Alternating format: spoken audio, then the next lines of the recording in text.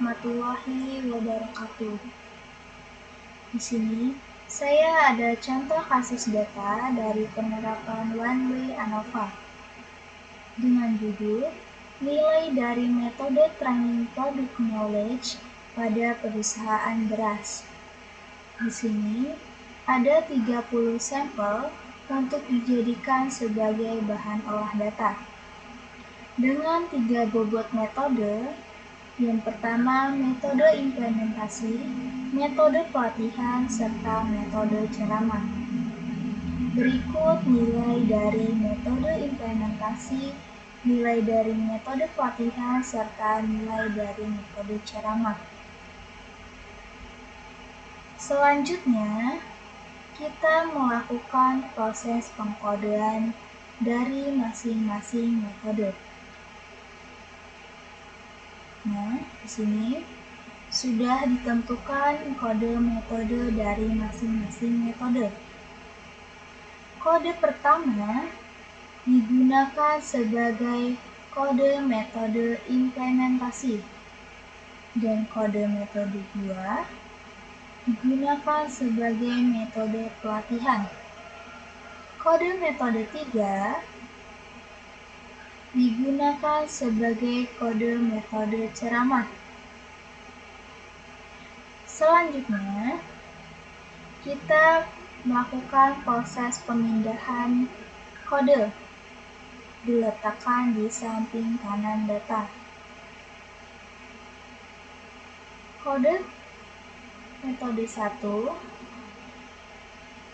kita blok, copy, diletakkan di samping kanan data dalam bentuk vertikal. Paste. Selanjutnya, nilai dari kode metode 1 kita copy, letakkan di samping kanan kode metode 1. Paste. Selanjutnya, kode metode 2 kita copy, letakkan di bawah kode metode 1. Nilai dari kode metode 1 kita copy, letakkan di bawah nilai kode metode 1.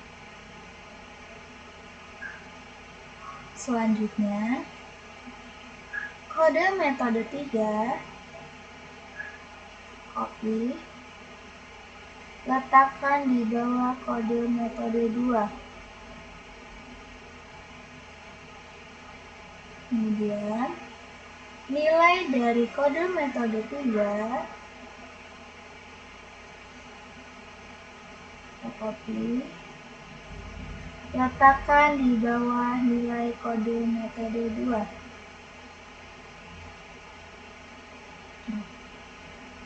Setelah proses pemindahan selesai, selanjutnya kita melakukan proses SPSS.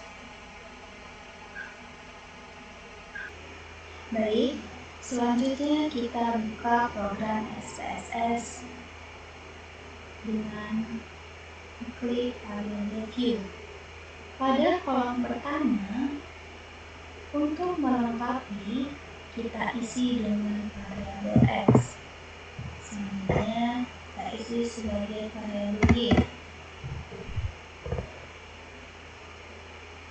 Oke, kemudian variabel X disebut dengan variabel independen atau metode training.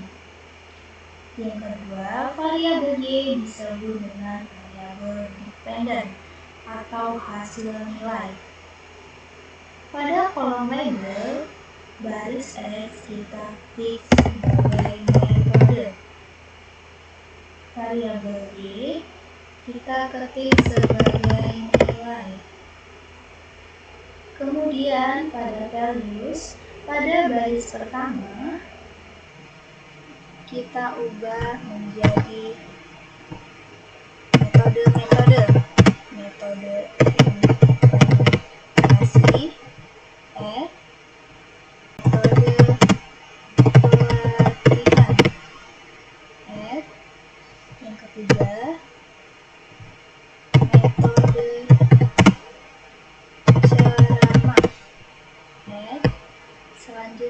kita oke. Kemudian, dalam kolom measure, kita ganti sebagai nominal pada baris pertama di variabel X. Kemudian pada baris kedua, kita ganti menjadi scale. Selanjutnya, pada kolom desimal, angka 2 kita ubah menjadi angka 0. Mengapa diubah menjadi angka 0? Karena berdasarkan data yang tadi kita pindahkan di Excel, tidak ada koma di belakang angka. Maka kita bulatkan menjadi 0. Selanjutnya, kita buka data view. Kita pindahkan dari data yang telah tadi kita pindahkan, kita copy, kemudian kita letakkan pada yang dipindahkan, kita kopas, copy ya, copy,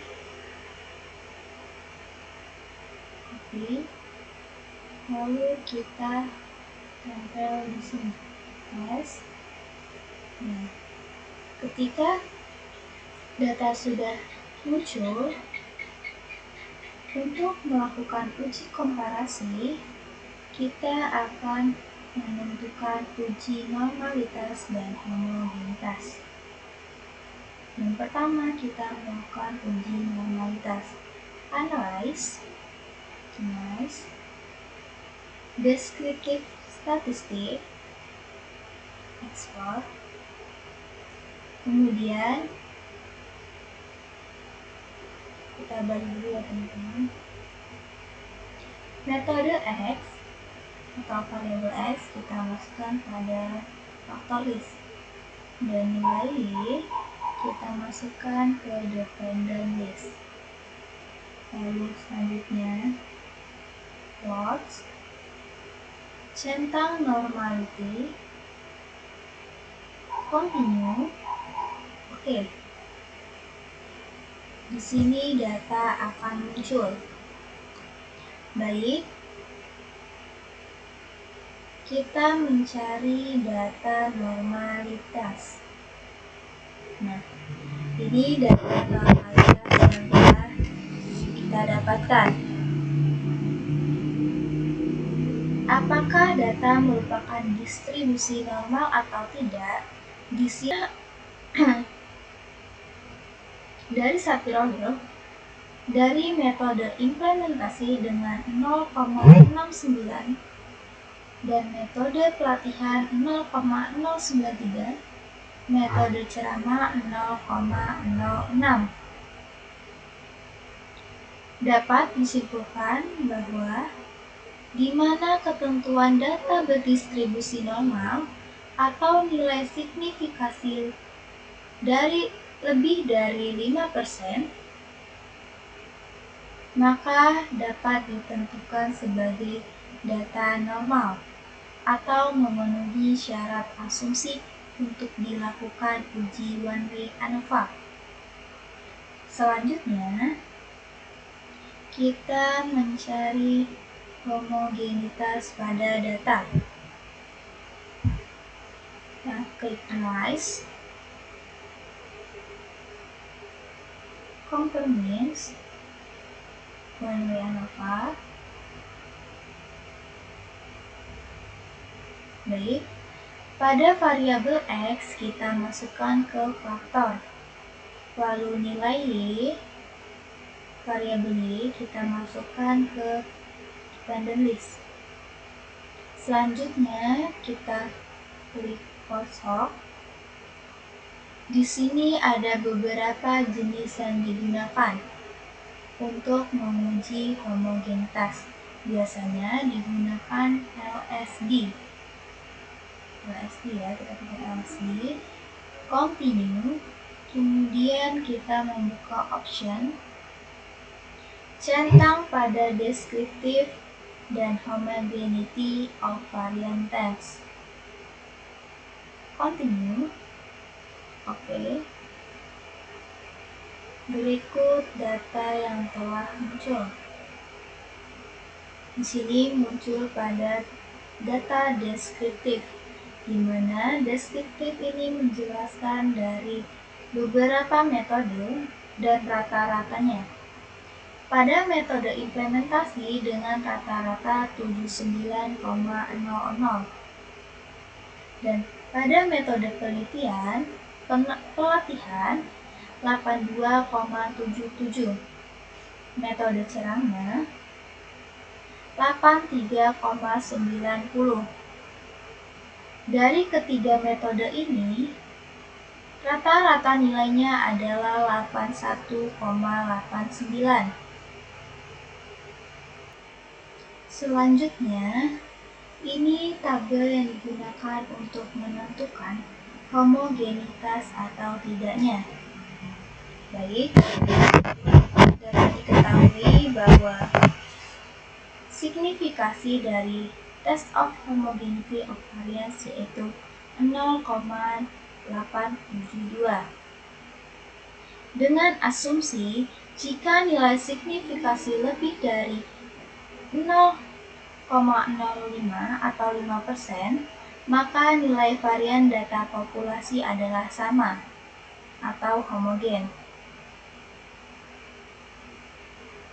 Selanjutnya,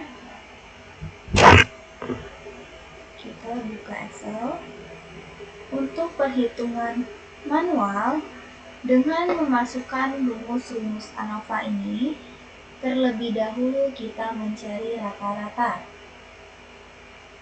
Yang pertama, untuk N1 adalah jumlah sampelnya 30 dikali 79 dari nilai rata-rata pertama. Baik, dari nilai rata-rata ini, kemudian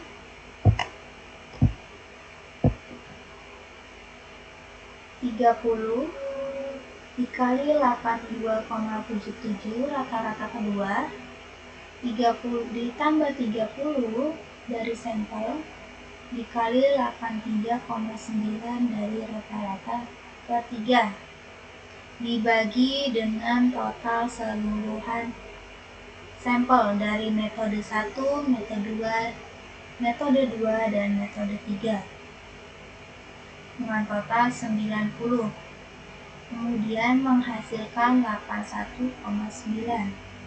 Kemudian untuk mencari varian Wittingnya dengan memasukkan rumus-rumus ini dihasilkan dengan 78,33. Untuk mencari variance between menggunakan rumus yang ada di sini dengan hasil 198,3. Baik, selanjutnya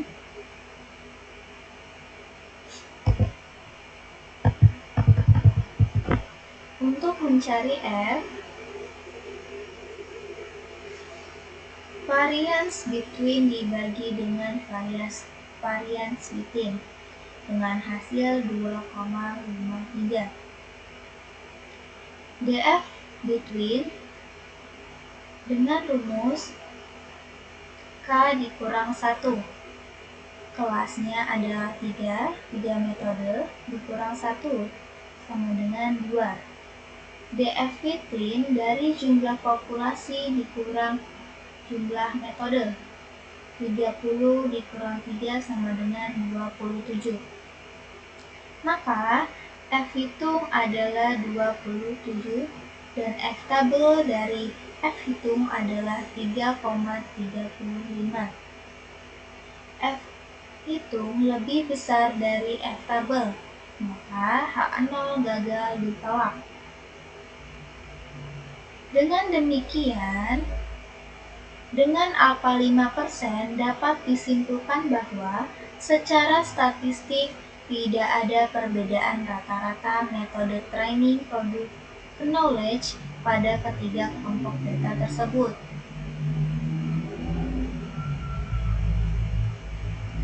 Sekian penjelasan dari saya. Wassalamualaikum warahmatullahi wabarakatuh.